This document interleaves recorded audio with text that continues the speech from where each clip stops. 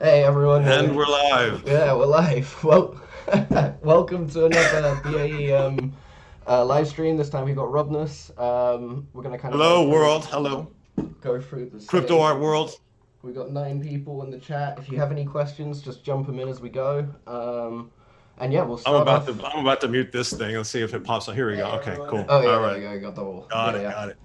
Robness can see as well. Excellent. He's got the chat up. So right. So we'll just start where we start, which is tell me how you got to this place in art and what made you become an artist. Yeah, I mean the just like kind of the beginnings of me getting into art actually it was more so just I was basically just doing music all the time. I'm a guitar player, singer, uh producer basically. So basically I got into audio engineering and just all of that. But the funny thing is I had like a band rehearsal space in this, in a city called Torrance, and just the place is just, I used to call it my personal Abbey Road. And basically all the walls were just completely graffitied up, art all the time. People would come in and just completely cover the place. I still got pictures of the place. It got torn down like a couple of years ago. But basically during breaks, I always had time to do art. So I'd always have canvases in the studio room. So everybody was taking breaks, cracking beers or whatever. I just would go nuts. So there'd be paint all over the place. And actually, during that time, that was when I was getting into crypto in the beginning. It was like 2014. And I mean, on the side, I have my laptop and just looking up, just basically, I mean, it was mostly finance stuff. So, I was just basically just checking it out and just testing the technology and just kind of blown away by it. And like, that's kind of like the normal story with everybody. Yeah. And so yeah, just mostly that was kind of like how everything kind of converged together. And I'm self-taught with everything. I always say I'm a Cro-Magnon, but self-taught musician, self-taught audio engineer, self-taught artist. And well, everybody knows now, I just like breaking conventions whenever I see it. So, and everyone's like, yeah, that's him. Oh, by the way, I'm going dark mode in honor of Paris Oh. Hilton. So let's go. Boom. And I also got some vino. So Oh, nice. Yeah, no, it's pretty early for me, so I wouldn't. So you left. When did you leave school? Like, what was your school career like? You didn't do art school or anything like that? no, I mean, you take art classes, you do all that stuff. But I mean, honestly, it was just more of a natural love for it. I always just honestly, when I was just working on canvases and stuff, I was always just like, let me get my 160 gigabyte iPod and just press random and just go, you know. And one of my buddies actually, he got me into it because I was like deathly afraid, I was like, in the beginning, I was like, oh man, I want to do it, but he's like, well, you want to go to our garage and get drunk and paint? And I'm like, yeah, let's do that actually. And so like the very first thing we did was like, get this art supplies and stuff like that. And then we had to go to Home Depot, which that's actually kind of funny because there's, the trash can, the Home Depot thing. But we went to Home Depot and we were getting some other stuff. And I saw paint removal knives and I was like, I'm going to paint with that. Since like I'm coming from the music world, I'm like already thinking like how to do it from a different perspective. And I just used that and then started making canvases out of, paint knives and stuff. Yeah. But yeah, that was my first introduction. But like basically, it was just basically my music life and my artistic life at the same time, just kind of converging. And then when the crypto thing came about, I was just, all those three kind of just smashed together. And So yeah, how did you get into crypto? You mentioned that it was kind of 2014. Was it obviously? I'm guessing it was through Bitcoin. But yeah, how did that come about? yeah. I mean, it was the 2014 mega super rise. Like I had friends that going, oh, Bitcoin went to 1,000. I'm like, at first I was going, this is bullshit. Like everybody, this is complete bullshit. I got to check this out myself. And I had a buddy, and I can't say his name, but like I was at this coffee shop that where all of our buddies kind of converge and stuff. And he was sitting, he was sitting on the couch, like in one of the couches inside the place. And I'm sitting next to him. He's got a laptop open, okay, and he's using Silk Road, okay, like legit. Like I got to see it with my own eyes, Yeah. like how the mainframe operates. And I'm like, what are you ordering? And of course, I can't say what it was, but I go, what are you using to pay for this stuff? He's like, Bitcoin. I'm like, are you fucking shitting me? Sorry, I'm cursing right now. No, no, but, no, go ahead. Yeah, but yeah, that was literally what I said to him. I go, are you fucking shitting me? And then I'm like, okay. And then that was like I have to research everything about this, and here we go. And then get down the rabbit hole like everybody else. Like everybody knows the story who's been around that time, you know. So like for me, it's like saying it right now is like, oh, I already know this story kind of thing. But yeah, for everybody else, it's kind of like, I feel like the old curmudgeon talking about it, you know, like, oh, back in the old days. But yeah, so I mean, yeah, that's really kind of how it started. And then when the crypto art thing came about, there was there's a token network called Counterparty. It still exists on Bitcoin. You can go there, counterwallet.io, and check it out. Still acts like an old VHS tape player, you know.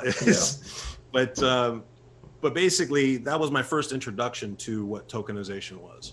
And so, like during that time, like I really had to kind of wrap my head around that concept. Like I was already trying to like figure out what the hell Bitcoin was and just how that worked. And then all of a sudden, like you're talking about tokenization and burning tokens. Actually, that was the first introduction to burning tokens was Counterparty. Like their whole pre-sale was, we're going to take 2,000 Bitcoins and then burn them and then make 2 million XCP tokens. And I just didn't understand that. I was like, you're burning stuff? What? And it sounded cool to me though. So I just kept looking, and then it finally clicked what that was. And so basically I was using Counterparty for a little bit. And then I see, you know, the assets start popping up. People start using it, start naming stuff. And then I saw like a Rare Pepe asset on the exchange in there. And I'm like, what is this, you know?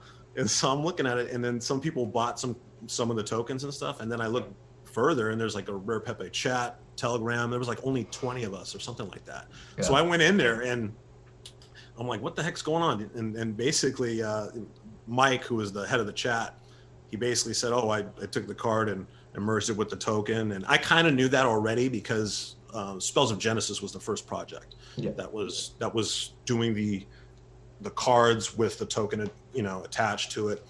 And so that was my actual introduction to it. So when I saw that Rare Pepe thing, I was like, kind of already knew, but I was like, all right, I'm jumping in, I'm going to help out.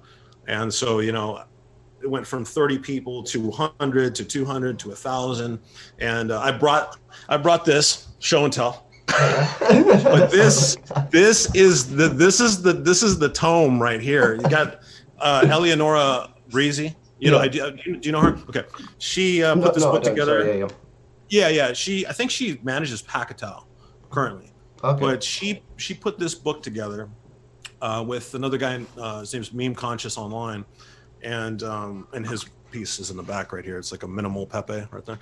But anyways, this book was put together after all the work was done, all the pieces were made, and then finally the Rare Pepe scientists closed down the shop and said, we're done. We're going to just keep this rare and this and that. But I mean, it catalogs every single piece. I mean, I recommend anybody that wants to get it that every single card is in here. Of course, you can't see the gifts, but everything's in there. It's kind of like a tome now. It's pretty interesting, you know. Yeah. But it's just nice to have because it's kind of sentimental now because the bigger this thing grows, I just look at it. I'm like, oh, that's kind of just the beginning, you know. So yeah, I mean, total geek territory, but like no, totally. I mean, but it's like that's where it started, you know. That's like, you know.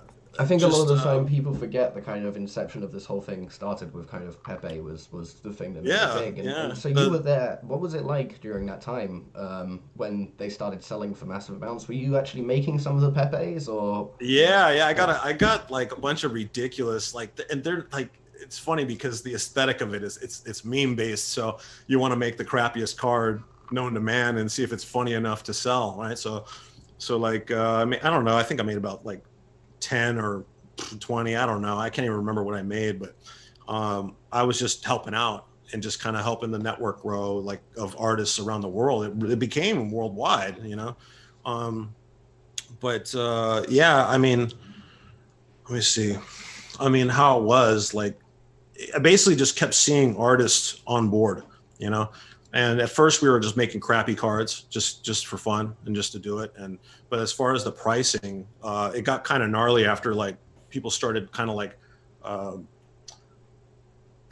hoarding names, I guess. So they were trying to find the most like popular meme name. So they would name that and then make the card and like, I only got 10 of these, you know, that was kind of the technique involved. Yeah.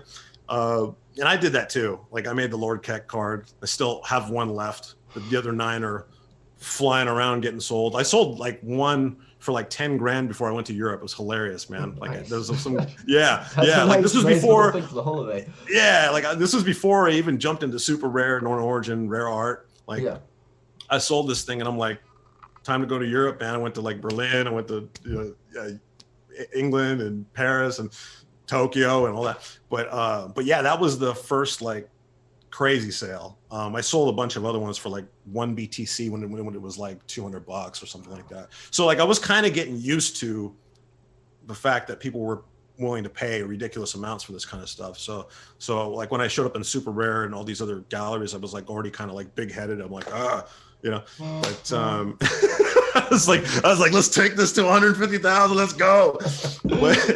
But so like they probably understand now where I was coming from. But yeah, like that was the first instance of like selling high like dollar amount for like, you know, memes and stuff. It was pretty nuts, but it was fun. You know, we were having a lot of fun doing it, and it was just cool because the artists that were coming on were just coming from all over the place. It was definitely global for sure. And then like when they made the Pepe Cash currency, that's like it just got kind of insane from there. Because they actually got into exchanges and yeah, it just got big from there. They got into Japan. There was like a Xife exchange they were one of the whitelisted cryptocurrencies out of like 10 or 15, which was weird. You know, they finally took it off, but we were kind of laughing about that. Like, oh, Xife was only allowing Bitcoin, Pepe Cash, Litecoin, like all the major coins, and then that one. So I was kind of laughing about that too. Hey, but hey Gabriella, hey Corrosive Creations. He says, I don't know if you can see it, but he says you don't talk in caps lock. Hey, Mocha's in here. Yeah. So tell me a little bit about. Actually, tell me about that. Where did the caps lock thing come about? Because that's kind of. Oh, that actually started from me just harassing Poloniex, the trading exchange. I you know, like they got the chat thing on there, and I just turned into like a comedian on there, and I just kept getting banned every day, and so it turned into a thing, and it was a small joke, and then it just grew, and then that's literally how it started, and I just kept it. I said screw it, you know, but yeah, just funny little things here and there. No, it definitely makes you stand out. Cheers to everyone, by the way. Yeah. Yeah. Cheers. There you go. Yeah. So actually that's kind of interesting. Is what do you think? I mean, because I think everyone who looks in at the Rare Pepe thing thinks it's a bit mental. And is there any way that you could explain that to like someone who wasn't there who would understand it? Just like the whole sales, thing, or? The massive sale, because I think that was the maddest thing. You know, we used it initially when we were starting the BAE. We used it as like almost a case study, but I'm not sure that you can put any logic behind the what happened. Yeah, like I'm selling memes for 10 grand. Like what? Like okay, so you know, Counterparty, you know, if you go check it out, it still works. I think the fees might be equal to Ethereum now, but like, you know, you go there and it acts like a normal exchange. There's tons of assets, but you can't see the pictures of them. They're probably on some website that's maintained by somebody like the Rare Pepe people. They have rarepepedirectory.com. You can go there and you can see every single card that was made. And so that's the attachment to the token currently. But as far as like explaining it and like just how the prices were, I think Bitcoin at the time was way more like, just crazy. Just the trading was just crazy. So people were just going for whatever they thought was just going to be, you know, they want to buy some value or something. And so, you know, I started getting, you know, propositions for like 1 BTC for something. And I'm just kind of like laughing. I'm like, all right, sweet, you know, but the cool thing is that, you know, like people could just, if you were an artist and you wanted to make a card, just do it and then send it in and they'll just publish it. And then we'll have series, you know, 16, series 17 or whatever. And you know, Rare Designer, you know him? Yeah. That artist? Yeah. Rare Designer came on. I can't remember exactly when, but he came on probably like 4 months or 5 months in, and he kind of stepped up the game with the animation and stuff. And actually, truth be told, the very first GIF art is a Rare Pepe. I actually had to look it up because I was talking with I was talking with Max about it, and I go, wait a minute. Have you seen? We had him on last time. Have you seen Ollie's stuff from 2005? He did some. It's kind of weird. It almost like he preempted a lot of the meme movement. He did GIFs. He had this concept of the idea that you could talk through GIFs, and he made some like really early ones for Vodafone and T-Mobile, and that was I think they might be the first time anyone thought of doing it, but it was never kind of like sold like that. GIF art for sure was done before. No doubt about it. But I think like what I was saying was like tokenized, the very first like tokenized GIF piece, because I remember like someone dropped it. I forget who the artist was who did it, but we're like, okay, the game has changed, time to do GIFs, you know, and then from there on it started becoming more GIFs and more GIFs, and then that was that. And I think that bled into the rest of crypto art. So it's kind of weird. It's like I got to see like the very beginning of that trend happening, you know. I mean, it's crazy. GIF art has become so big. Corrosive Creations asks, talk about the amount of fun certain groups of artists have. He will know exactly what I'm talking about, apparently. Oh yeah. Trash potatoes and right. lightning bolts. Wait, we'll get to that. We'll get to that. Yeah, okay. All right. So before we get that, I kind of asked briefly was what do you think of the wider art market looking in on crypto art, and how do you think that we could expand it in before we get to the trash and the potatoes? Yeah, it's kind of funny about that, because I think it's almost like the crypto art thing might be an easier gateway to come in than trying to like study Bitcoin, study how that works.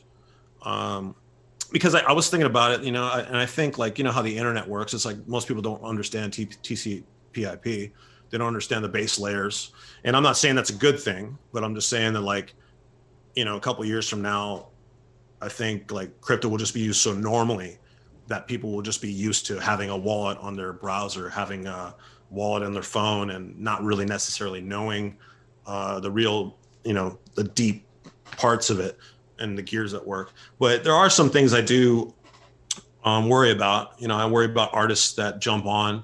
I worry about them not knowing private keys. I worry about them not knowing just the basic fundamentals of keeping their assets safe, you know?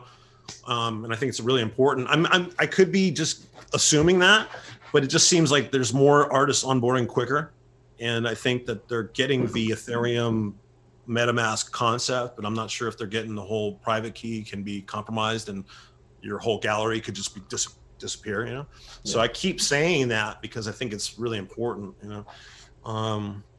But yeah, as far as the wider the art world coming in, they're definitely like going to be coming through the crypto art world for sure, because it's entertainment to me, you know? It's like, first of all, you get to enjoy something, and then you can do the research on the side and understand what the hell the crypto thing's about. So like basically, like if you have like a crypto art gallery, right? You can show a person from Christie's or all the old art world people. You can show them that first, and then kind of just tell them, you know, this is a crypto piece. It's one of a kind, this and that. And then they can go home and do their research. They can go home and do their homework. You know, that's how we all did it, really. You know, like when I saw Bitcoin first, I was like, that's bullshit. Okay, but I'm gonna check it out anyways. You know what I mean? Like I'm gonna go home and I'm gonna like look at it for like 6 hours and watch like 10 hours of YouTube videos and stuff. But yeah, I think that's gonna be the great thing about the crypto art stuff. I think right now that might be the biggest use case thus far, from what I've seen. I mean, all the other, the way of bringing the most people in. Is, like you said. What's up, Darren? I'm just saying hi to people. Yeah, but yeah, man. So it's been a nice ride for sure. And it's just crazy to see how big it's gotten, you know, and just the ecosystem just constantly growing, you know, just from every single angle. It's awesome to see. So yeah, no, definitely. So okay, so let's get in. We're gonna talk a little bit about whales, and you've had some problems with whales. Do you want to kind of elaborate on that? Yeah. And I'm not gonna name any names because it's like, you know, they're doing their own thing. I get it. Yeah, but you know, I have an opinion on things, Yeah. My opinion is strong, and my opinion is on all caps. So sometimes I rub some of the whales the wrong way, and unfortunately that affects the buying of said artwork. Yeah. You know, but I think personally, like as an artist, is like you can't not say something. You know, you can't not be quiet. If you have an opinion on something and you offend a whale on Twitter, like they're just a person. They just have extra digits to them.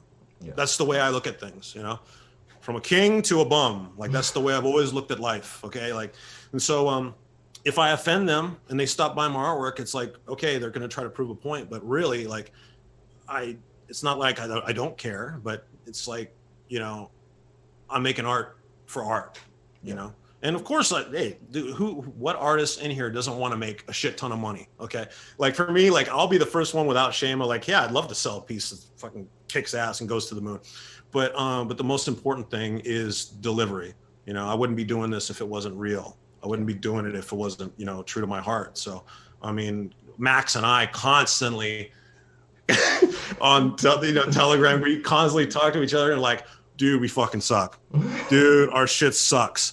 Dude, and it's like we help each other like, no, man, you made a viral piece, you made this, you made that.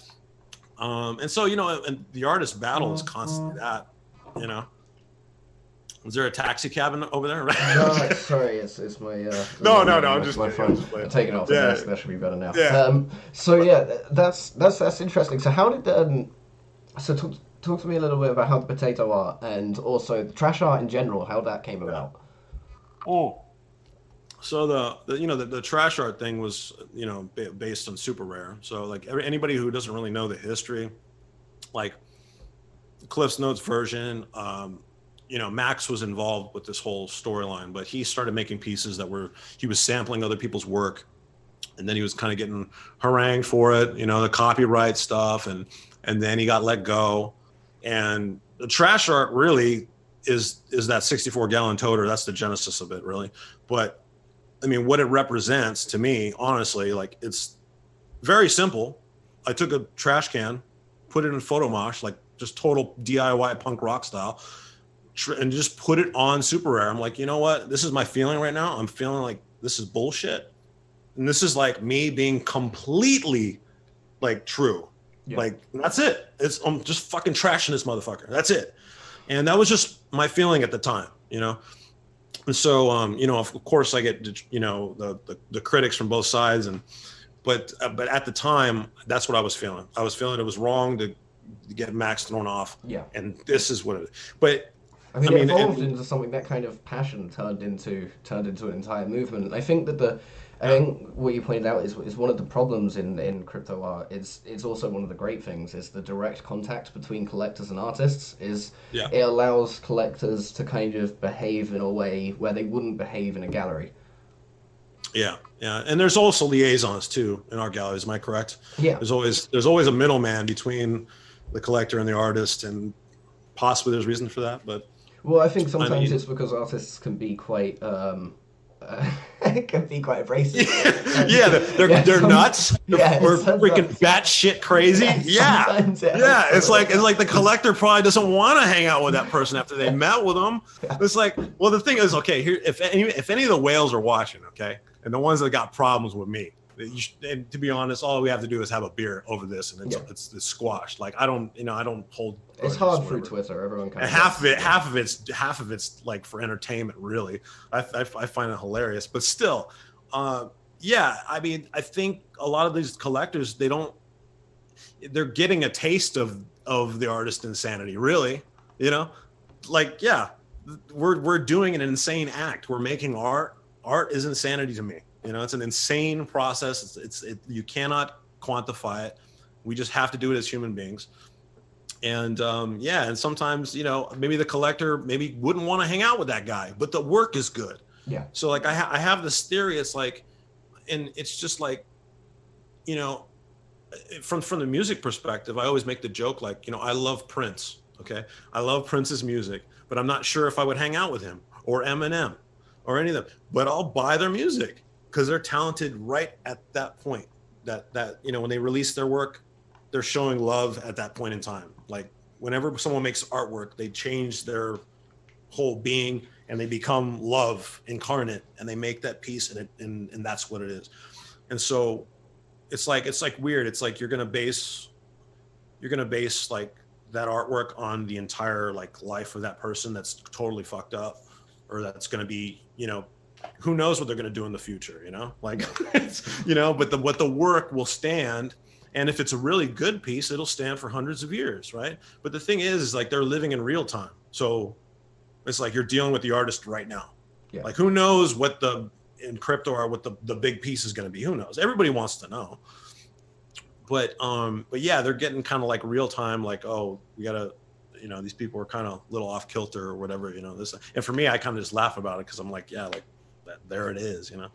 So yeah, I mean, that's my thoughts on it. And I just for the whales that get like really kind of piffed, it's like, I mean, just look at the work, you know, just look at the work, and if you like the work, get it. Yeah. Don't try to base like the artist itself, because you might not even meet them.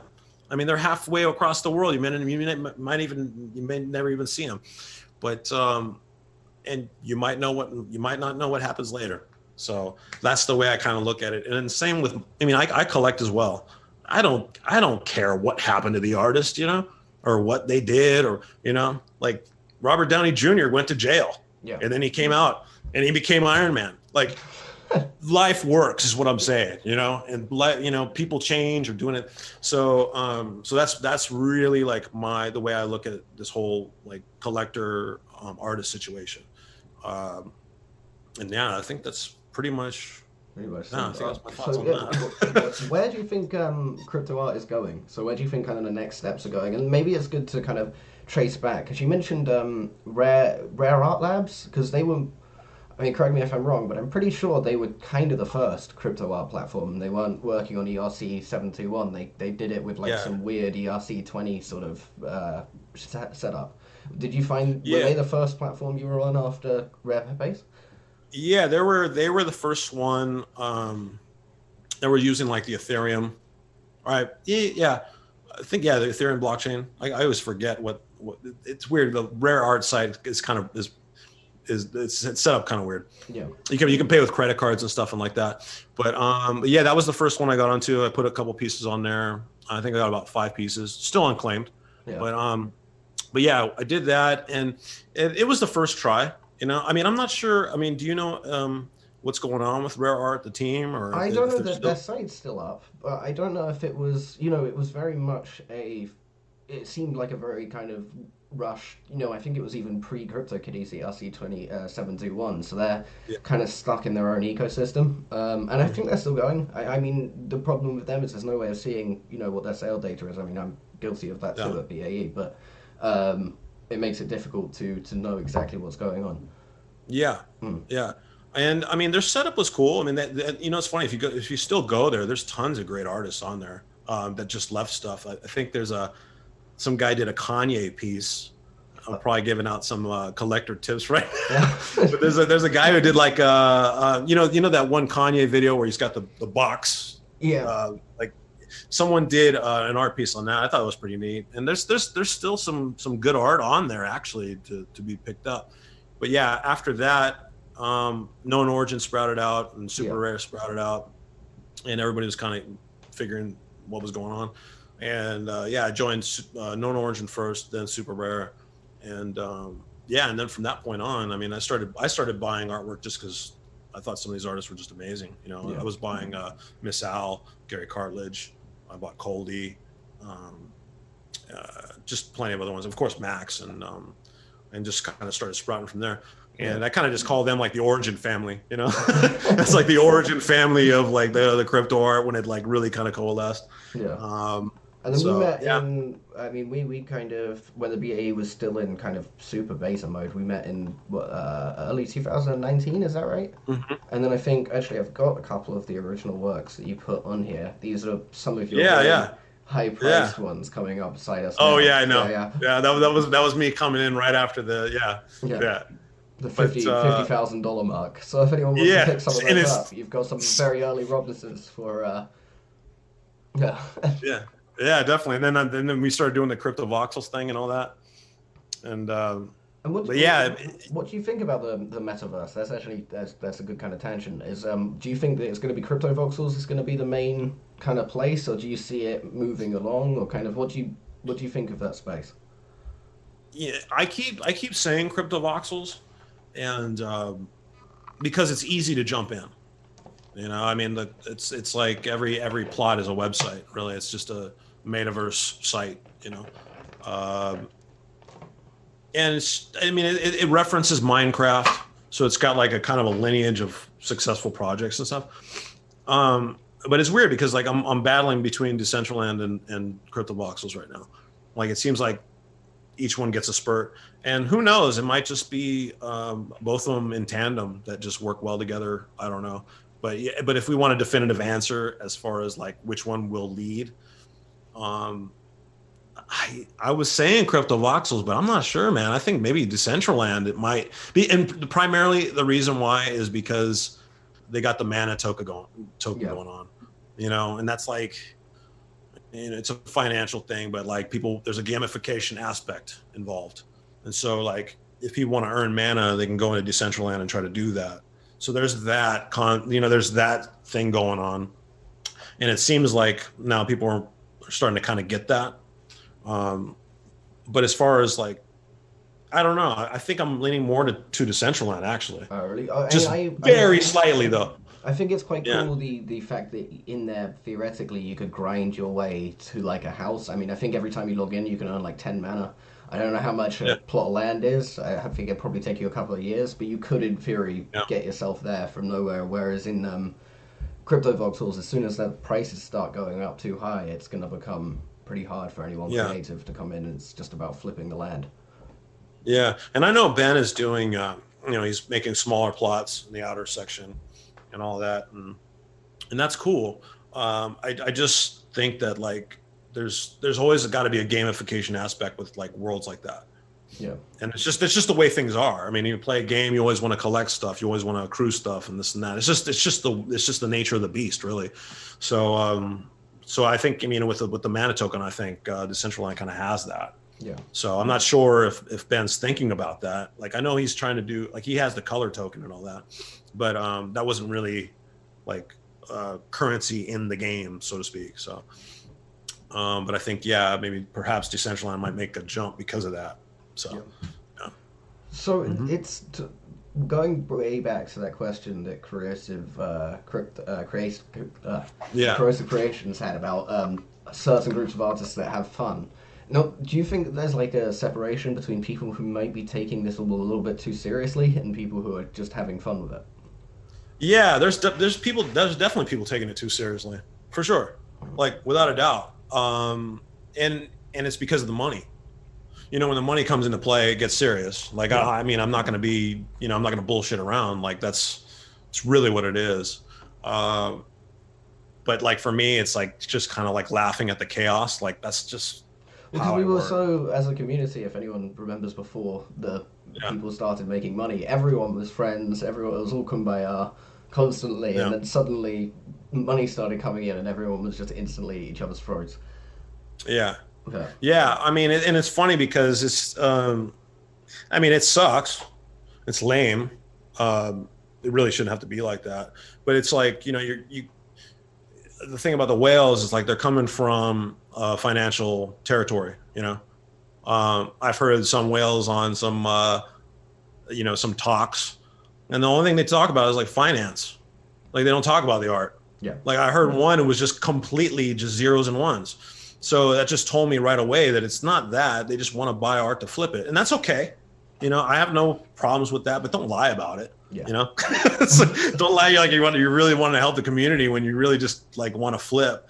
But so like for me, it's like it's always about the art first.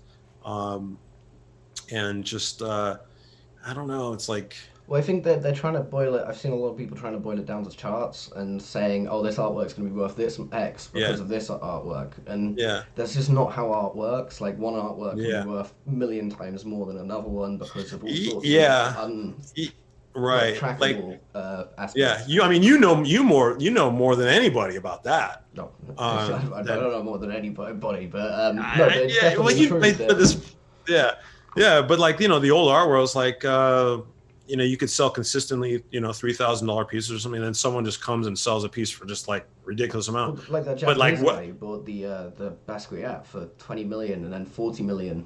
So he priced himself up, and then everyone else is now priced out of buying a Basquiat. Yeah, Yeah. or what Yusuke? Yeah, the guy's going to the The one that moon. bought No. the 110. Yeah, yeah. I plan on getting that on that rocket, by the way. No, Definitely. We should start a petition. Rob this to the moon. 9 people, man. No. I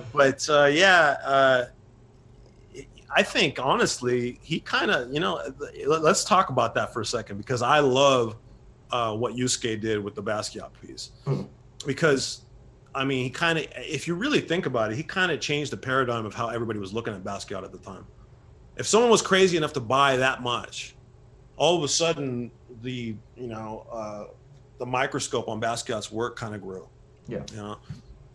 And I think that was great for art personally, just because Basquiat's work has always been, there's always been this rift. Like it's almost, it's primitive in its approach, and some people say it's, people just, you just spewed all over the canvas, that's all I'm seeing, and then some other people are like, no, there's a lot more deeper shit to it. And I think Yusuke, like, freaking with that buy, there's going to be a bigger divide now, but the debate will be even stronger. And I think he just strengthened his work really. And I think it's good, because that time in like art history, like what Basquiat was doing and he was really just merging hip hop in that whole hip hop culture with the canvas work and the way he kind of saw life. And I think that's very important, to keep like certain art periods like in a big scope, and so like, and I see a lot of artists too that are really inspired by his work. I mean, if you see artists, you can tell that they love they're on the Basquiat train, and there's nothing wrong with that. Like, I think it's a shame that if someone does something even close to his style, you'll end up saying you're copying him, and it's like, well, you can do something in his style without copying him. Yeah. There's a certain finesse involved with. I mean, there's like straight copycats, or there's somebody that like you can tell that they brought their own soul into it, but they just like the approach, So that's cool. But yeah, I mean, it's just it's kind of weird, because it's like Basquiat has his whole universe now of like a bunch of artists that are just kind of in that, but they vibe with it. It's like rock and roll and blues.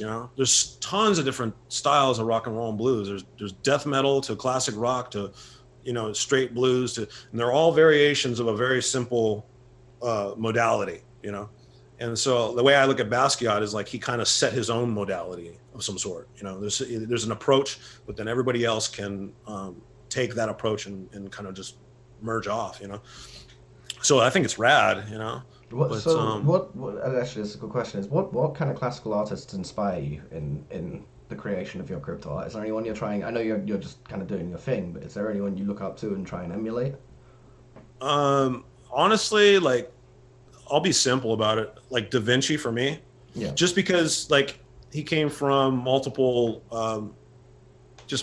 methods. There's just multiple like he just knew a lot of different stuff and he combined it, And I think I love that when artists are able to like do that. They're like, I'm a painter, I do this, I do that, and this one, and they're able to combine all of those things into one thing.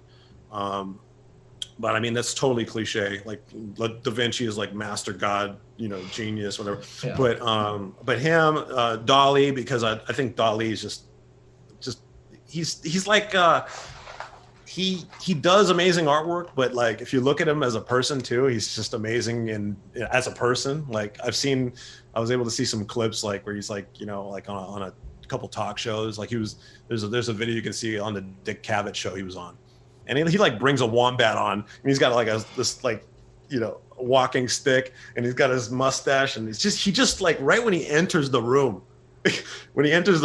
everything changes, And for me, like I like seeing artists that are that don't just do the canvas work; they're like part of the canvas itself too. Like they're the artwork, You know what I'm saying? Like they're the piece, and then whatever they do is like Well, I mean, kind of attached. can you imagine if Dali was on Twitter? I don't think he'd make many friends in this space. Yeah. Yeah. How would he type? How would he type? I don't know. He'd find some like really like Probably use one of those weird fonts that you can extend. Yeah. Yeah. Yeah, the translator thing, just flip it in or something. Yeah. I don't know, but Well, but yeah, those are the primary two. Given that he actually died a fascist, I think he wouldn't do very well on well on Twitter at the moment. No, no, yeah, and that's another topic, huh? Yeah, well, we can get into. Let's get down and dirty, though. So, all right. So, what would you tell before we get into the down and dirty part? Is what would you tell someone looking to get into crypto art? I would say look up Andreas Antonopoulos videos on YouTube as quick as you can. Okay. Just before, yeah, because I mean, you're already an artist. You already got the visual stuff down. Just get the crypto down. Just know a little bit of what you're getting yourself into. Is Andreas like I've never watched his channel. Andreas Antonopoulos, he's like the Bitcoin messiah. He's like he from 2014 on, he's gone and talked all over the globe, and he's kind of just like very direct. Like his approach when he's speaking is very strong and just like almost attacks you with just facts, you know? Yeah. But if you want to get like a good like primer on just crypto and like what its capabilities are, what it can do, just look up his videos. He's got tons of videos where he's just on a stage just yelling at people, like yelling at them like this is going to change the world and blah blah blah. And yeah, so like for crypto artists, it's like you've got the visual stuff already down. You're a master of that domain. You got that. Just do a little bit of research of what you're getting yourself into.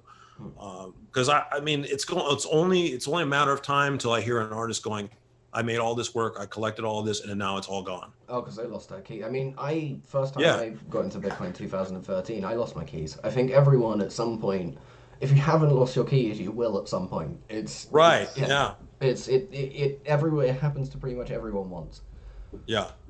So that's what I have to say really about people wanting to like get into the crypto art space and start messing with things. And other than that, I mean, the rest of it's just badass, you know, like async and all these projects just doing wacky things with how art can be presented. Yeah. And that's all great, but just get to know a little bit about just a little bit of the safety stuff so you don't lose your shit. You know, so that's what I really can say. And I don't hear that much, honestly. Like I really don't hear it that much from everybody. So I'm not blaming anybody for it. I'm just saying I'm kind of surprised that, I mean, I've lost shit, you know. Yeah. Thank God it was an artwork, but I've lost, you know, funds and stuff from bad actors, you know. So and it sucks. It really sucks. It's just like, it's an awful feeling because there's no one to blame but yourself as well. It's not like a bank where you can call them up and be like, hey, I lost this. It's just it's gone in. It's you can't call anybody. It's gone. It's you know, you can see where it goes though. That's the thing. You lose your funds. You're like address to address to address, and then it's gone. You know. Yeah. So yeah. So actually, I've got some of kind of indulge me a little bit on the BAE. I've got some of your artwork up. You can probably see it on the BAE. Yeah. Your Caveman series, and I know that you're like a million miles ahead of this series now. But you should definitely put some more stuff on the BAE. But what was the idea behind this series? Because I think it's really interesting with the kind of post-historic. The race matrix stuff? No. The sorry, it would have moved now. The post-historic artifacts. Oh yeah. That was just I was just switching gears and stuff, and I just was like really enamored with like prehistoric art and. It's just the very beginnings of like how art started. You know what I mean? Like it's just very simple, but you know, you have a tribe and there's one weird guy who grabs a sediment rock and starts going crazy in a cave, you know? And then to me, it's just, it's so fucking profound what that is, you know? Like that's the beauty of like human, is to be able to just do something weird like that and it takes off, you know? And so I was just getting into that, and and basically kind of just taking that concept and just kind of throwing it into the future. I was imagining a future where like all of everything that we know goes to shit, and humanity kind of dies off, and there's like a new race that emerges, and then they rediscover this, you know, and they're trying to decipher what the hell this thing is, but they really don't know what it is, and they just see these symbols and they just take those symbols and try to reappropriate a language out of that, and it's totally wrong. You know, it's like totally wrong about how they see it, and it's kind of a joke also on how we like portray history as well. Although we read them in history books, we don't know actually if it's true or not. Yeah. Like we weren't there. Yeah. I mean, we weren't. So I mean, it's kind of an interesting thought exercise to me about how history is written, how it could be reappropriated, how it could be changed, and it only takes a couple of generations to forget things. So all of that stuff got into play with all that stuff. Yeah. That's cool. I really like this series. I think it was really cool. Yeah, thank you. Yeah, no. Yeah, I was doing well. I sent some pieces to you. It was like the etchings of the like the CPU. Yeah. Like that one was like I was when I made that piece, I was just kind of imagining like the future world would be really abstract. Like you're just in like this like matrix that you don't know how it was made, but you're living in it, and then you just scratch the walls, and all of a sudden some shit pops out, and it's like a CPU, and like what the heck is that? You know, it's just kind of like a discovery, but it's like in this abstract kind of world. So, yeah. And if anyone has any questions for Rob, stick them in the chat now. We're getting towards the end. So hopefully I didn't scare everybody off. No, it's good. We've had quite a consistent viewership going up. It's been a good one. Okay, so here we're going to get into the kind of dirty questions now. What do you think about the current state of the world and people kind of constantly being offended? Do you think that art can fix this? And if so, how? Do you think that there's a way that you can kind of get through to people through the visual medium? Yeah, cryptoart has a small window for sure to do this, and of course there's been like some like stuff happening online that I've seen, and I've actually been a part of, where I had to like defend some artists. I really don't like when people go around and do like the Salem witch trial kind of thing, going, he's a witch, she's a witch, and there's nothing backing it. And they want to take down that person, and it's wrong. It's completely wrong, you know. In the case, you know, I'll bring up Tom Badley because he was the kind of the cornerstone of the. I mean, the guy is making ridiculous artwork with precision. His style, doing the bill art. I mean, if you can't see this, the mastership involved in that. Yeah. I mean, the fact that he's documenting controversial characters in American history. The guy is English, right? He's from England. He's English, yeah. Okay, so there's like another thing. So they're trying to like lambast him for this, and I was making the comparison of when Rolling Stone put Charles Manson on the cover. You know, they weren't doing it to promote Charles Manson. They were doing it to show people what was going on. You know. And so in Tom's case, you know, if he draws Donald Trump, if he draws all these controversial people, he's not saying I support Donald Trump. He's just documenting it. Yeah. And he's using the bill to do so. So I think a lot of people need to just step back for a second and instead of judging the piece and the person or the ghost behind the piece, talk to the guy. You might think otherwise.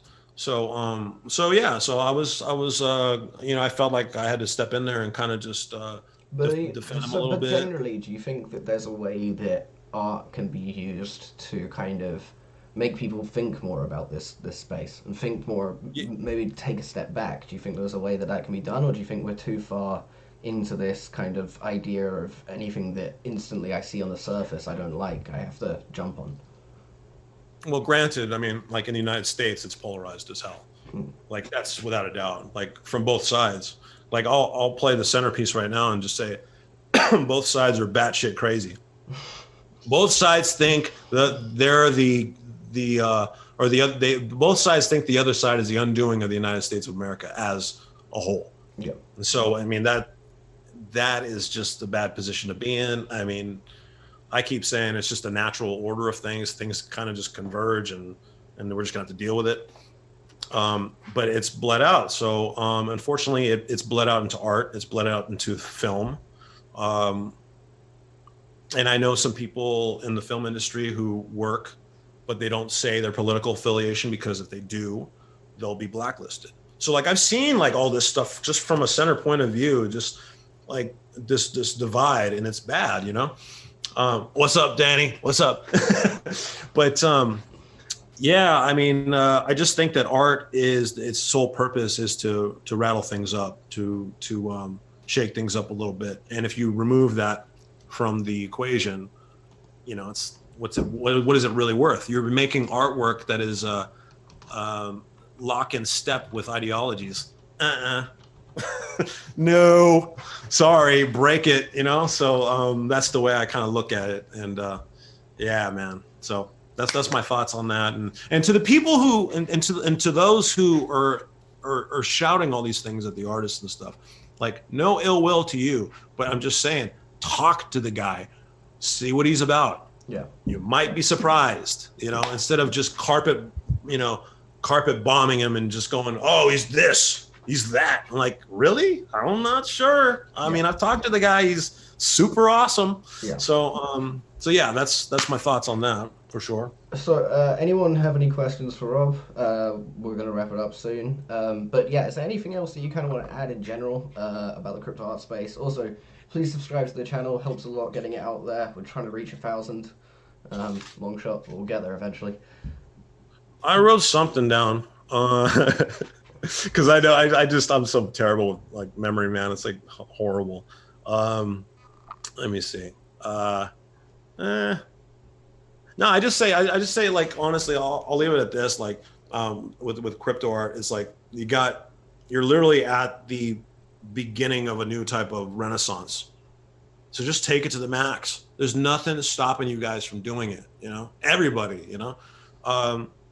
And also, and I think about like the word crypto art, what does it really means, you know, and you know, with that, with the potato wash thing, the wash trading and all that. Oh, God's honest truth. Let's get into that. Yeah, you know, because I don't have to shut off right now. I got. No, I'm good. I just wanted to get some questions in, but yeah. So okay, so I guess I'll set this up. So so Maximus Osiris and myself, we wanted to play a little prank, and we knew we were gonna get hot shit for it. Bottom line, like, I think before we did it, I was already kind of drunk. I was like, this is not a good idea, but let's do it. And so we took, Max made the piece. It was a hot potato with a flaming trash can. And we set up for like 40 ETH. And then we just wash traded on the top of Rareable, and we just flipped. And then we got a message from Alex, you know, Salnikov, and he's like, what is this? I'm like, sorry, we did a little boo-boo, you know? and so he's like, that's not cool. I'm like, I know, I'm sorry, you know. All of a sudden the sorry salvo just goes out. And so we did it, but it was because we saw, you know, I mean, I don't even want to like bring up Pac in this, but like, you know, he did a self trade with himself, or he bought, you know, 2 ETH, whatever. And whatever, I mean, I understand he's testing it out or whatever, but it's technically a wash trade. So we wanted to kind of like lampoon that. Yeah. And we're like, what's the most obvious way to do this? And obviously Max makes the potato in the freaking flaming trash can. Like, hot potato, named it hot potato, and we traded it for a ridiculous amount. And it's like the most blatant, obvious like wash trade you could ever do. And so we put it up and we got harangued for it, and properly so. I understand that. Like, I mean, shoot, I got other artists were wringing my neck for it, and I had to say sorry to them. And so so we did that. But yeah, so the funny thing about that is, like, you know, I could have done it another way. We could have done it the most sly way possible. You know, you take your funds, you put it in exchange, Well, yeah, I mean that's the send it thing. out to That would be an incredibly easy way to wash trade on wearable. As soon as it goes to the right. exchange, Yeah. you don't know who has it, and as long as those two wallets haven't Yeah. talked, there's no way of ever knowing. Yeah. So yeah. So we did it the stupidest way possible, and I don't know why we did it, but we're still laughing about it, honestly. But thanks to the Rareable team for understanding. So No ill is will. potato art a Yeah. kind of a subgenre of trash art, or is it its entirely own genre? I think that's Max's baby right there, man. I mean, even though like, okay, I don't want to say it was like, I know Abosh did the potato thing, but I'm not sure if that's even connected. That like Yeah. the potato thing was like Max, like he did that the rose potato. I know that was referencing Abosh. So, but I think he just took it to another vortex. Really, I think that became its own little baby. But yeah, I mean. So as a Thinking community, about we've had trash can art, we've had potato art. okay, see, okay. So here's the thing about Really all this upping the stuff. bar. Yeah, the funny thing about all this stuff is that like from my experience with doing the Rare Pepe stuff and all that, memes, the memetic culture and all that, it's a thing. It's a very strong visual communication tool on the internet. You get people with hilarity, and you can show them your opinion through it. It's very strong. And I think a lot of people are downplaying meme art, and I think it's a very grave mistake because it's a whole new beast, and it works wonderfully. It's a transmission of comedy in a way. That's the way I look at it too. Like for me, like that trash can, I had no idea like people were going to like understand it and vibe with it, and thanks to all the artists that I mean, that's honestly I that's think like it's a almost blessing. the pushback helps make that into an art form. Like if people hadn't had such a problem with it, and then if people hadn't actually coined the name and said, "Oh, this is just trash," it wouldn't have Yeah. become such a big thing. It was almost, it's almost like the Barbra Streisand effect. The more people tried to get rid of it, the bigger it became. Yeah, Yeah. yeah, and yeah, I would agree with you. I think it is a Streisand effect of some sort, but I think that that trash can could have been nothing, but now what's happened, it's become like a rallying cry of some sort. That's the way I'm seeing it. Yeah. But I mean, every artist, they got their own way of seeing it. So I love it. Like I was making a joke, like the trash can talked to me and was like, "We're breaking up. I'm doing my own thing now." It's like I got, it's its own thing now. It's not even me anymore. Like I did something out of like pure emotion, but I guess it's kind of like how Matt Fury from Rare Pepe feels. Like he made this character, but he didn't know what it was going to turn into. Yeah. But it's still amazing to see. So like I think like I know Theo Goodman. He's like all about mimetic art and like researching that stuff. Well, I think like, all art is kind of, if it's good art, it almost is a meme.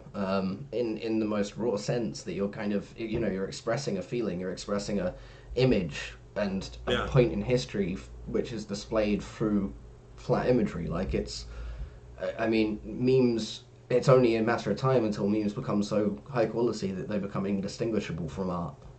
Yeah. I mean, it's it's funny because I always try to like think ahead too. I'm like, there might be a time where memes are like done. Yeah. But not for a long time, that's for sure. And whatever spawns from that might be even more amazing, which is kind of funny, like to think about, like what's beyond that. Yeah. But the, I mean, even if Richard Dawkins had to give the thing a name, it's pretty profound what it's capable of doing. But I've noticed that like memes have some sort of like hilarity attached to it. It's kind of a lampooning kind of thing. But it's an emotion that gets engendered, So like you see a meme, you laugh at it, and then you get time to think about it. But it gets you like right here. It doesn't get you here first. It gets you like right here. You just laugh and you crack off about it, and then you kind of think about it. So it's an interesting kind of like way to like perceive art, because it's a little bit, it might be kind of Dada-esque in a sense, because Dada like was kind of comedy, I think Dali would have. Well, I think Dali would have. I'm not sure Dali is really Dada, but he's surrealist. Yeah. But I think he definitely would have liked a good meme. Yeah. I think every artist that gets it, Who is the father of Dada? The guy who did the woman with the cello marks on her back. What's his name? Oh man, Man Ray. Yeah. Yeah, he's great. He's like a different thing as well. Yeah, and I mean it's ridiculous. I mean, it got people to like kind of laugh. So I think like just like the Dada movement, just it's got kind of the same juice involved with how people react to it first. Yeah. You know, at first it's like ridiculous and laughter and stuff, but then they get to think about it. They're like, oh, they're really kind of just changing up the game here.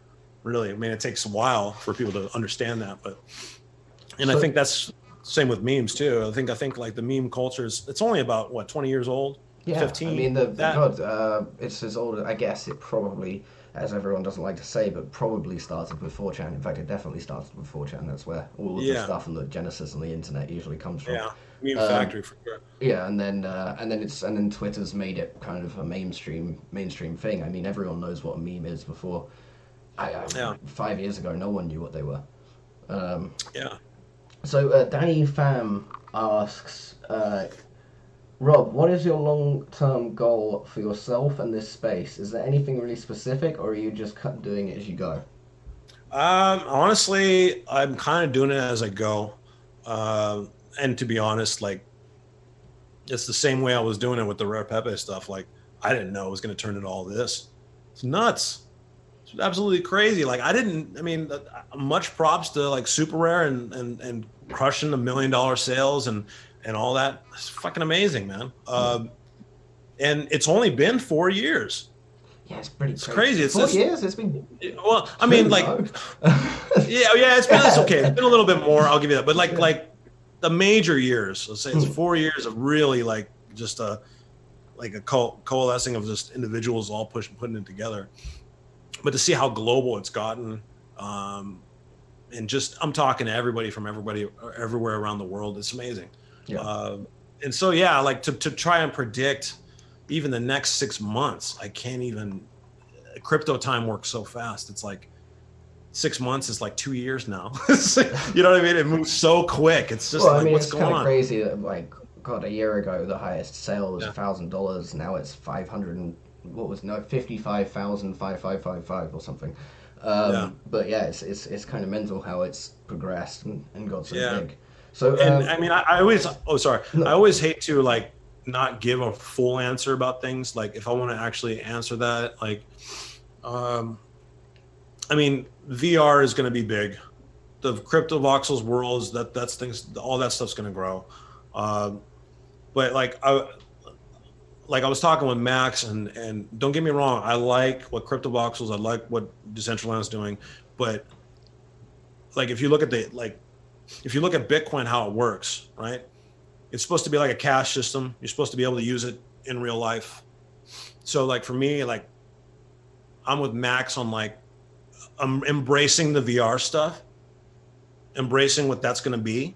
But like, how are we going to get crypto art in the real world as well? Yeah, I don't think honestly the crypto worlds are awesome. I think they're cool, but I feel like they're rehashing to a certain extent things like worlds.com and it's called like Atreya or something. It's like a online. There are these games that already exist where you can buy stuff, and they've been going since like the 90s. It's been a thing. I don't necessarily feel like it's gonna push it into the mainstream more. I mean, I could be completely wrong. I'm sure that they'll have a huge user base, but I don't think it will ever become something that, I don't think the reason why crypto art will become a big thing is because of crypto voxels. I feel like that's almost part of the rabbit hole that you go down. Right. Yeah, that's true. So like, I think for the most difficult thing for me is imagining like how in the heck are you going to display crypto art in a show? Like Max and I are we're going to try to throw this thing next month, and it's a battle because it's like it's purely digital. I'm going to send you some stuff for the LCD screen from BAE, Max. Yeah, nice, man. But yeah, like, but I think it's a notable challenge because you're trying to bring stuff out that's like really, really trying so hard to be digital, And so, like, if there's some way to be able to display all that stuff, I think it would be like groundbreaking, And don't get me wrong, like there's a lot of pieces will be impossible to show in these galleries. You know, I always reference like Frenetic Void. He did a 3D sculpture piece. It was like a bunch of silver bodies blend into one. And in the VR world, it's just hanging there and it's super huge. And it's like, I understand that that will be extremely difficult to try to get emulate AR glasses before that stuff was really possible. You could do AR as well, for sure. Yeah, and I think AR probably will be a route that we'll probably have to take or whatever. But just thinking really out of the box and how we could do it. Yeah. I think it actually kind of excites me, to see what can we really do in the physical world to bridge crypto art in there. That'll work. That'll be entertaining. That'll be mind blowing, So and I don't know. Maybe there's people thinking about that right now, but yeah, it's definitely on my mind for sure. Well, this is actually quite a good question. Is from Darren Klein. The next crypto art blockchain, is it going to be ETH 2.0 or do you think it will be something else? Okay, so I've been seeing some debates on F2, sorry, they had Vitalik on and they had Samson Mao. I heard that discussion about a week ago, and honestly, Samson threw a question at him, and Vitalik really didn't have an answer. There's a company called Infura that is responsible for delegating a lot of the transactional work. I'm not sure, to be honest, I'm no coder or anything, but I know centralized points of failure when I hear them. And basically, Samson threw it at him, and then he really didn't have a good answer for it, and really kind of I was like, I don't like that. It's like, if Infura goes down, then what happens? And so there's that, and of course, the proof of stake change. I'm not sure. I mean, the transactions will be faster, but you're inflating the currency. You're going to be inflating it. And everybody that stakes is going to be growing money out of it. So, I mean, that goes against everything that the Bitcoin ethos stands for. So, ETH and Bitcoin will be definitely opposites in their financial approaches. So, I don't know. I'm hoping Vitalik can pull a rabbit out of his hat for F2. We'll see. I mean, they always like to race and break things. That's their ethos, but it's a little bit harder when there's $80 billion or $100 billion on the line, So, do you know what I mean? Like how are you going to answer to everybody when the the network doesn't work? Yeah. Artists right now are having trouble minting. Even all the games are having trouble minting stuff. So, I mean, it's kind of a serious issue. And if you're going to take a blockchain network and make it worldwide, and all of a sudden it shuts down, it's not good. You know what I mean? So, we'll see what happens. Don't get me wrong. I don't know shit about what Vitalik's going to do with Ethereum 2. I hope he brings it. I hope he brings it with a juggernaut, and all of a sudden it's the transaction fees go back down to 20 cents or 15 or 10 or whatever. But I heard a couple things that kind of just got me irked a little bit. So I'm kind of watching that. I think that it's difficult now to move on from Ethereum with the community that's built up around it. It's going to be quite difficult. I know Pixel EOS is quite an interesting alternative, but they've not really managed yet. They probably will. But they've not really managed to kind of push enough people over there. Yeah. And, the migration, the migration will be it's not going to just be oh, I'm going to use a different website. It's going to be oh, I got to use this and I got to transfer all my funds over there. Yeah. So it's that's a big issue too. And on top of that, you move the funds and everybody else's funds go down. So it would be a nightmare. Yeah. Really, it would be a fucking nightmare. Yeah, and I like cake as well, and I like steak. There's a very strange conversation going on. Hello. Yeah, no, I should be watching more. No, I'm kind of watching it out of the corner of my eye. It's yeah. I think we've been streaming for long enough that there's just random people starting to jump on. Yeah. But as far as what's going on, man, it's pretty amazing. But here's the thing, even all is said and done, or the nightmare scenarios, or whatever, all the projects have been established, and the ideas have been proof of concept. So, I mean, even if shit does hit the fan, it's it'll keep moving. It's not going to stop. You know, there's like, it's funny because there's like a lot of Bitcoiners are like, oh, it's going down. Like, even like, I'm so surprised. Like you see, like the top notable Bitcoin people, like Adam Back is like, Ethereum's going down. It's going to go down like a Titanic and this and that. It's like, even if it does, it will be it'll be fixed, you know, like it'll be worked on. There'll be something that moves on from that. So like, it's weird. Like the guy is like a super genius, but like, you can't see that like that coin market cap really hasn't changed within like 6 years. Like it's grown and grown and grown and grown. Like to be in the top 100, you need to have like 100 million market cap to even make it on there. It's like, dude, the shitcoin like debate is over. You know what I mean? Like I'm using it. Like I wish I could tell them. Is the good coins. There isn't really anything that you're thinking about using at the moment, or another coin that makes sense. I've always thought that crypto only really has done three things, which is Bitcoin being a smart contract basis, and then also privacy coins, and they seem to be the only actual like definitive different use cases. Yeah, I mean, for me, like the way I see Bitcoin is it's doing its job already. It doesn't need to do anything else. It's holding the whole economy together. Like when you cash out of any coin, you go back into Bitcoin. Like that's its job. Like it really doesn't need to do anything. Honestly, like people would totally disagree with me. Like, oh, it needs to have smart contracts on it. It needs this. I'm like, no, it's holding all of your value together. Like I don't think people realize that like if Bitcoin goes down, your ETH goes down. Yeah, there's still coupled like. Yeah, like they don't see that, but there's like this thing, like I see a Bitcoin like the ocean. Okay, when it recedes, it pulls all the shit coins back and then smashes it back into the mainland. That's the way I see it. And I think maybe possibly this next run, people will finally understand that and kind of like have it click. But yeah, it's doing its job, and thank God that like there isn't a figurehead for it. I think that's the magic of it. That the Satoshi is gone. Like he can't mess with the network. He can't do anything to it. Like whatever fuck ups happen, that's up to everybody else to figure out. Yeah, I love that, and I think that's really the kind of magic of what Bitcoin actually is. So as far as like the finance stuff, that's my thoughts on that. Yeah. So many shark and boys surfing wave. Yeah, we got some interesting people in the chat now. What? I just sent a link to. So I just sent. A link I am your god. I just sent a link to Robness's profile on the BAE. There's still quite a lot of artworks on there if you want to go check them out. There's some really cool post-historic artifacts. In fact, there's a bull one. I'm just noticing. I didn't realize that was a bull. Yeah, I'm wearing shades in honor of Paris Hilton, by the way, and I also I doodled a rareable crack bolt.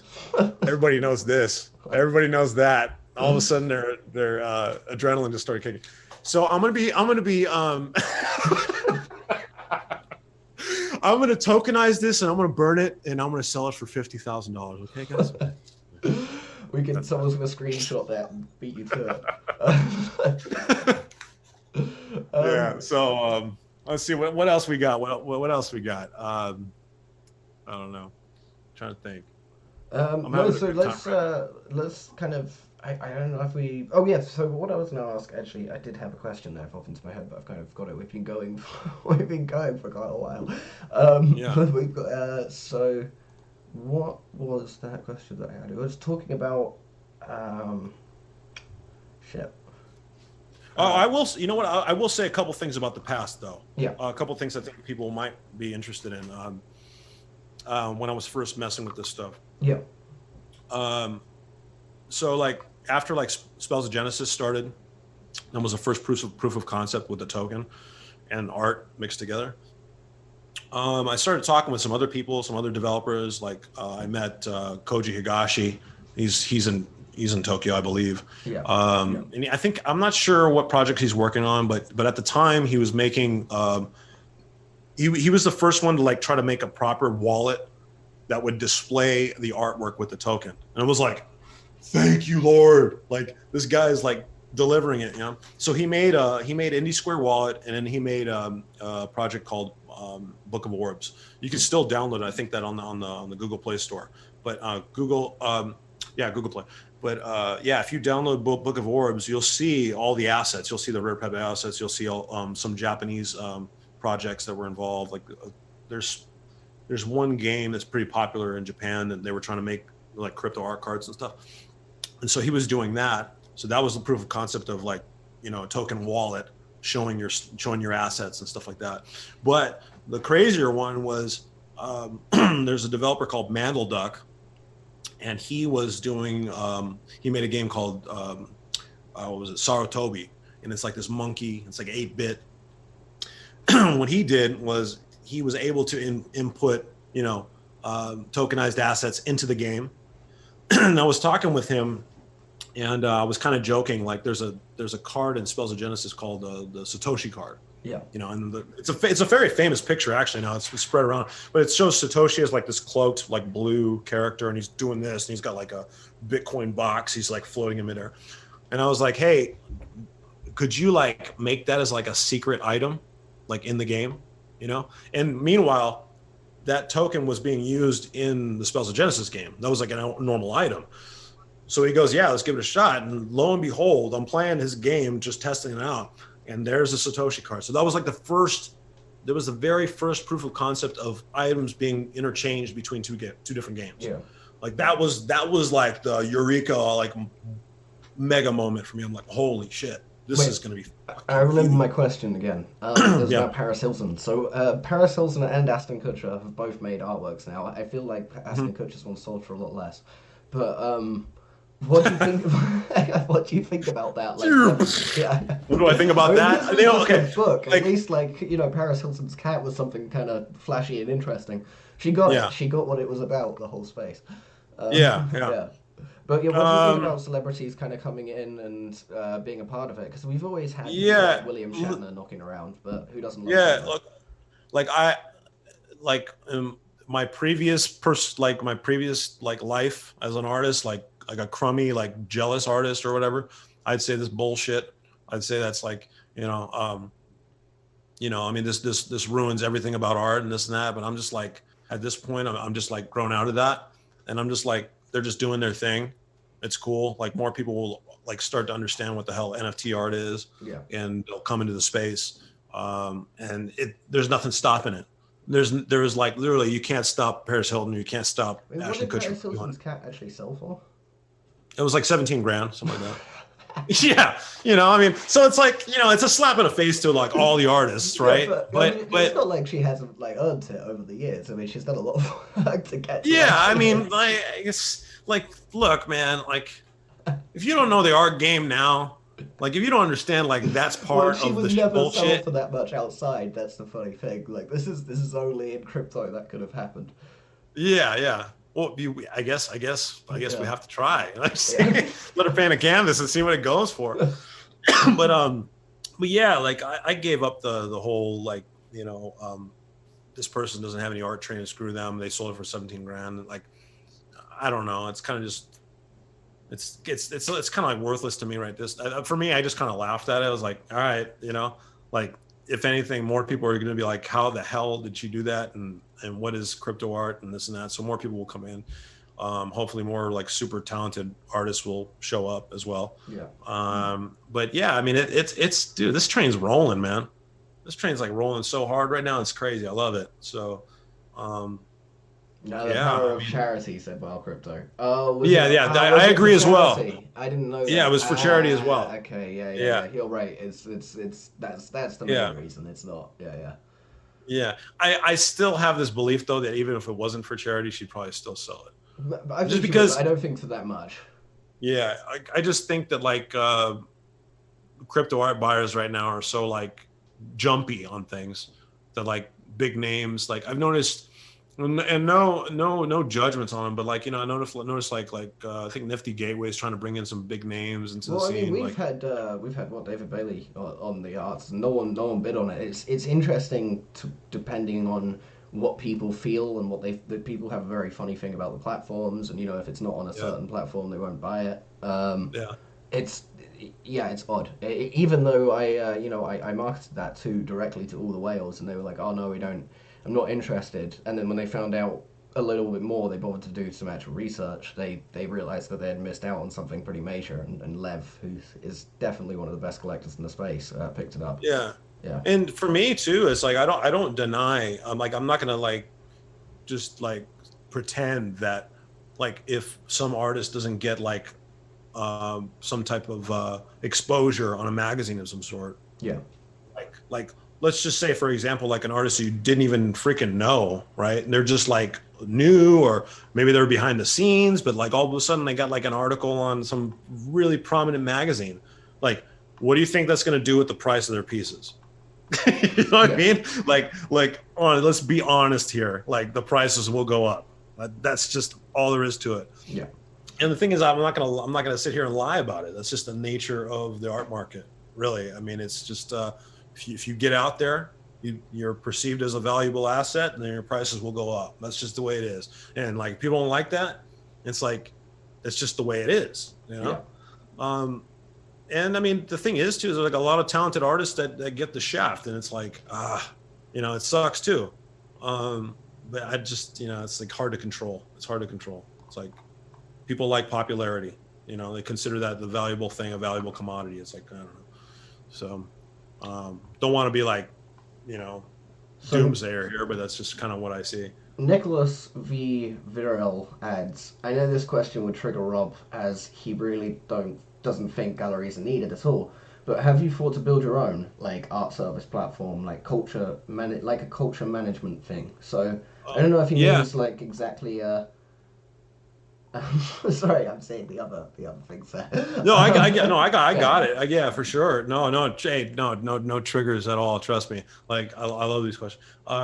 Yeah. Here's the thing about the galleries, because I made like a piece on Super Rare, and just kind of, it was like, I forgot what it was. It was my art gallery is a wallet, or my wallet is an art gallery. It's just very simple. And so like, I have like this concept that like the way cryptoart's transmitted, it's like MP3s. It's very quick. Very quick. I mean, you can send tracks left and right. You can send artwork left and right. The releases happen constantly now. Singles, kind of the same concept. But now, I mean, crypto art, I think, is like the first use case of a rarity aspect. And I think the music industry will follow in tow, personally. Like, that's why I think the next step is going to be the music industry doing this. But as far as art galleries, I think unlikely galleries will show up that literally it's like one guy who like got a bunch of great pieces, and he's like, this is my wallet. Come check my wallet out, you know? And it's like weird. It's like a playlist. It's like a mixtape of some sort, but it's a valuable mixtape. So for me, like, the reason why I've been thinking about that is because I collect as well. So like, you know, like, I'm not going to toot my own horn or anything, but I did at the very beginning of Super Rare, I pulled that trigger on that $1,000 Coldie. I was like, I'm getting this bitch. Like, and Coldie will probably laugh if he sees that. But like, I was coming from an area, I was already like well versed in like high dollar amount NFTs. So I was like, coming in here, I'm like, no, I'm getting this because I like this piece. And so like, the fact is like, and I've done my share of collecting as well, and I do have some great pieces. I love it, you know. And so I think that like mixtapes in the wallets are going to be like revered, you know. People will be looking at people's wallets and be like, man, he's got first edition this, or the you know, one of the firsts of this artist, and this and that, and they'll be looking through, and that's the beauty of the transparency of the whole thing too, because you can just go in, you can see every asset I got in there. Well, it'd be good if with music, I mean, if there was a way of kind of this is a feature we're launching out. I'm kind of doing some self-promotion here, but it'd be cool if there was a way of, you know, you've got like the vinyl cover, kind of like you did with, I think you can actually do it on Rareable as well. Like you've got the vinyl cover, and then only you have access to this link that kind of gives you access to the music. So, you know, people can look at almost like it's almost like a return of, you know, vinyl collecting in a sense. Yeah. I mean, the beauty of vinyl is, you know, limited runs. You know, I mean, the punk DIY aesthetic is like, you know, we're only doing 30 copies of this 7-inch, and whoever gets it, that's it, you know. God forbid, you know, you get like, you're lucky enough to like get, you know, a Sex Pistols 7-inch, you know, like, whoa, like you just got a piece of history. But yeah, it's the same concept, the multiple editions. And yeah, I totally foresee that. Like, I actually want to be a part of that, like to get back into music and make a couple of singles and release like, you know, 100 run, or it depends. I don't know. Like that still has to be worked out too. But like, but yeah, I mean, I definitely see that for the music side of things too as well.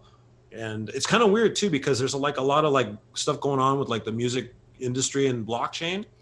But I think the crypto art world has more of a grip on the application of it than some of the other platforms. I think some of the other platforms are still trying to do like a Spotify. They're trying to do like a, you know what I mean? Like a streaming service. And I'm like, I think limited edition print runs per track would be pretty tight, and you get royalties on those. That would be cool. So yeah, and that's the thing too. Is like with vinyl, you buy the vinyl, that's it. Like if you sell the vinyl, I have a music video from an artist that we've been meaning to put up for a while. It's like 5 minutes long.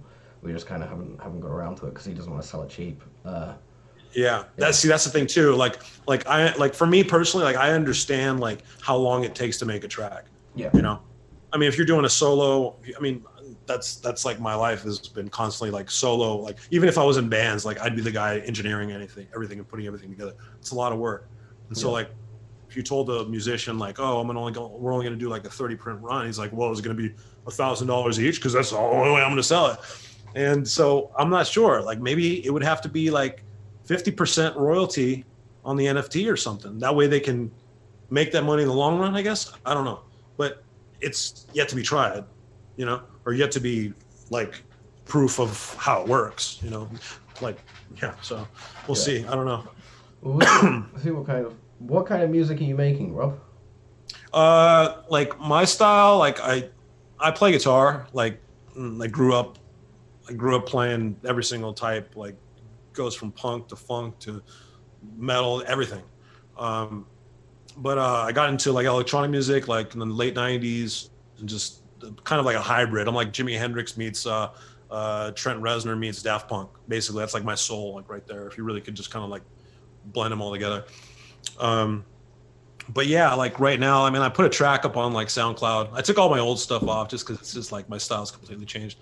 But like it's electronic based, but I really want to bring like guitar back into the fold, because I think like guitar has been like really pushed to the wayside. Just with, I mean, it's just trends, like EDM got super strong and guitar got kind of pushed back.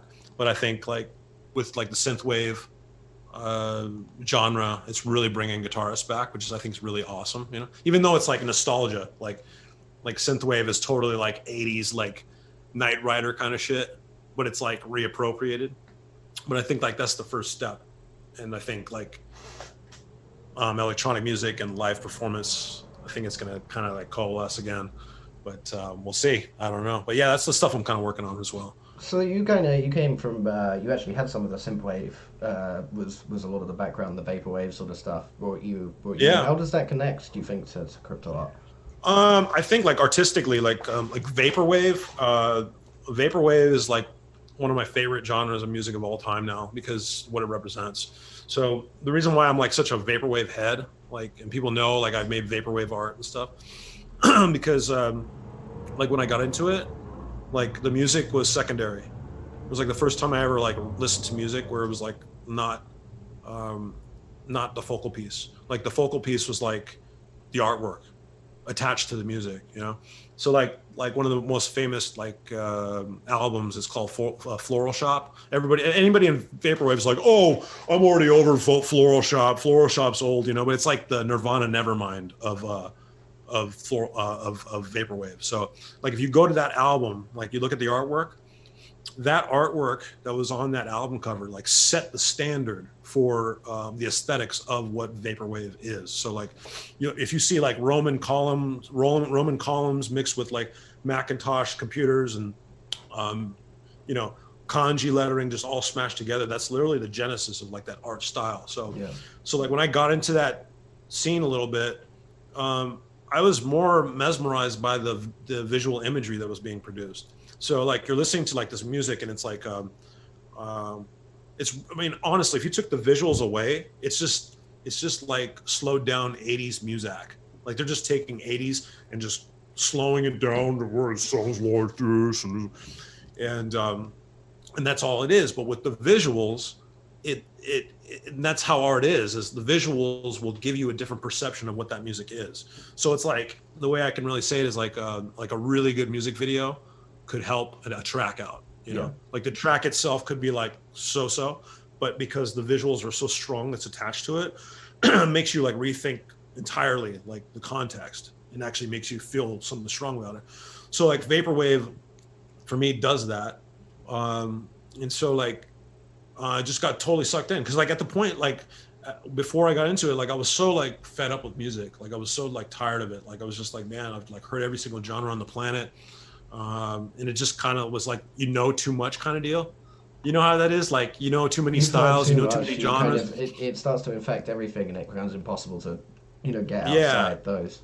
Yeah. So I was at that point, and then this stuff came along, and it was like, it was weird, because it was like, you're seeing musicians that are like young, that are trying to reimagine what the 90s were. And so they got like all this imagery of like the dawn of computing and the dawn of like the internet and stuff. And I'm like, I lived through this, but I just like how it's perceived differently. And so all that stuff like came into play. And so that's why I really got like sucked into it. But yeah, like anybody that's looking up vaporwave, just look up vaporwave art, dude. You'll see some gnarly stuff. I think Andy Warhol would be. Your earlier stuff I just put up is kind of vaporwave-esque. Yeah, definitely. And like I was that early stuff with the Rod Stewart, like that was my attempt to like like do a little deviation of the vaporwave style, more rock and roll based. Like that stuff.